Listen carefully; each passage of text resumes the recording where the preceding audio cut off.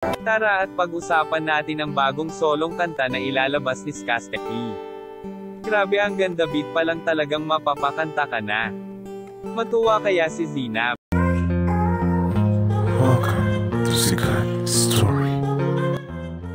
Si Skastekli ay nag-post noong November 20, 2022 sa kanyang Facebook page na may bagong kanta siya na ang title ay Solo. Ang post nga na ito ay umabot kaagad ng 400,000 views, 600 comments and 16,000 reaction. Marami nga ang nag-aabang sa solo ni Skastekli dahil matagal-tagal na din siyang hindi nakakagawa ng solo song.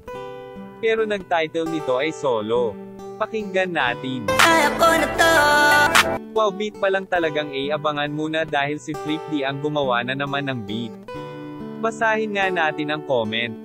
Aminin nating lahat, pag may kanta na bago Skaska, gusto nating lahat. Kaya okay lang yan, may basher dyan, masaya, kaya go go go Skaska. Go lang, more basher more kita.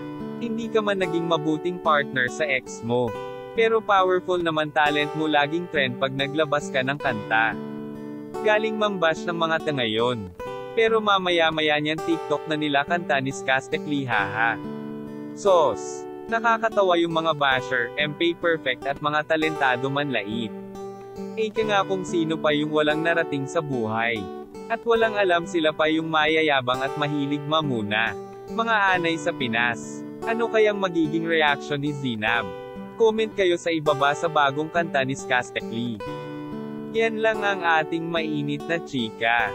Halina't mag-like, share and subscribe. Thank you.